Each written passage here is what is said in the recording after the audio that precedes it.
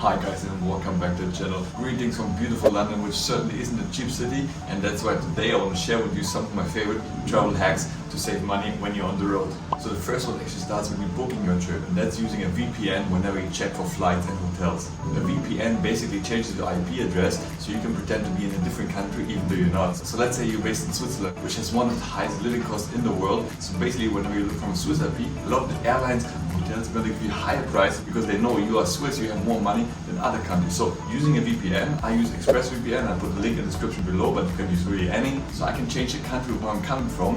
If for example you choose one of the Eastern European countries such as Bulgaria, Romania, you're going to get significantly lower cost quite often because obviously the purchasing power of those countries is lower. So they really geo-fence and geo-target prices based on purchasing power of the country. So that's a big tip and definitely worthwhile to check it out. It doesn't always work, but more often than not it does. Secondly, when you do book your hotels, always go for the loyalty program, because by doing this over time you're going to rack up additional points and loyalty points that basically allow you to get upgrades, early check-ins, late checkouts, and a lot of perks that other guests who book through OTAs, online travel agents, don't always get. So that's my first preference. If you can book directly to the website, use it, and you're going to get so much more added benefits. And they always have discount if you use your email address, etc. And often when it comes to upgrades, those who book direct usually get them over those who book through other third-party providers. Of course, it makes it a bit more difficult and you limit your choice by having to go with certain loyalty programs. So personally, I actually go with booking.com and I'm a heavy user of them. So I'm now at the Genius level 3, which gives me up to 20% discount, free breakfast, free upgrades at many hotels. So if you use exclusively that, and I have so much choice, right? Wherever I can go, pretty much all hotels in the world are somehow signed up to booking.com. So over time, I'm going to save even more than going through the hotels directly. But still, sometimes I would ask the hotels, listen, I can either book through booking.com where you're going to pay 20%, or is there any way you could pass that on and give additional benefits? And quite often you'd be surprised it actually works. So that's another little trick that can really help you and save some money. Another big one that I always recommend is don't take cash from ATMs. Like personally, I don't use cash at all anymore. I mean, I don't remember the last time I went to an ATM. So whenever I go abroad, I don't want to exchange money. I use my Revolut and most recently my Curve card, and I can use Curve with my Crypto.com or Revolut, and I'm sure to get the best exchange rate.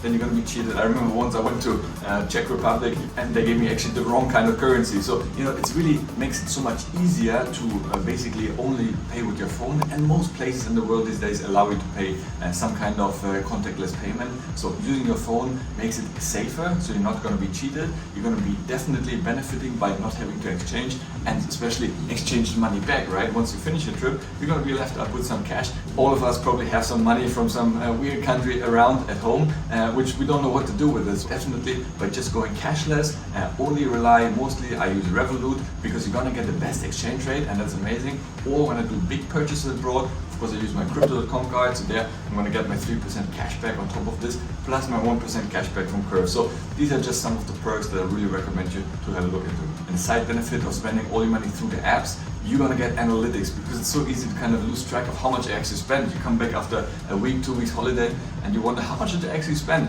and you have no idea, or more particularly on what did you spend it on. So again, it makes it so much safer. You can revoke certain transactions in case they're not right, and I definitely recommend using digital apps and cards to spend rather than cash. And yeah, you're gonna get much less hassle carrying around a bunch of cash in your pocket, and yeah, it's just also safer, right? So definitely I always stay away from cash. Another important point, when you do make a payment with your card abroad, they always give you a choice of paying in the local currency or in your home currency. So always make sure to choose the local currency.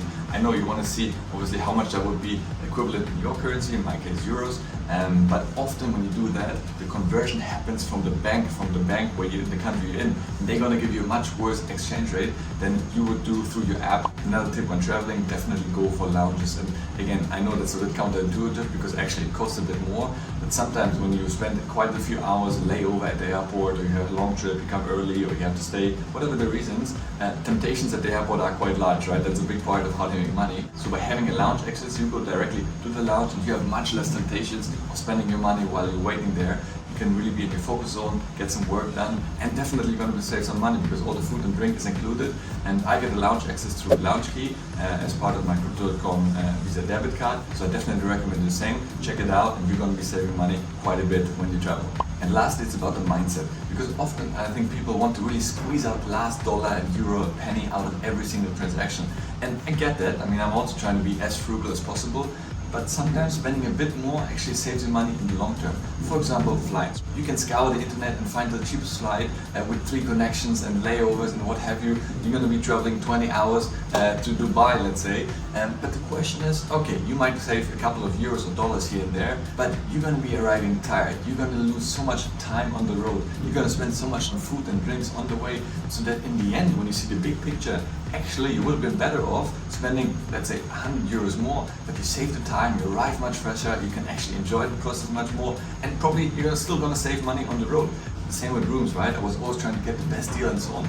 Now, more often than not, I try to book rooms with actually executive suite access, because basically I pay a little bit more every day, but I'm going to get access to food and drinks, coffee all day around. So I'm going to be saving quite a bit when I travel and explore the city. It doesn't mean that I'm not going to spend in the city at all. Obviously, I go there to enjoy the food and cuisine, but it definitely, in the big picture, actually does save me money. So really try to see it from a bigger perspective, that spending money can actually save you money. And lastly, and most importantly, have fun, guys. I mean, when you travel, you obviously want to enjoy yourself, so don't be too stuck up on your expenses. That's the one thing you really want to enjoy, and that's why we're saving, why we're investing money to enjoy while you're having fun. I think the worst is you travel across the world and then penny count every single expense.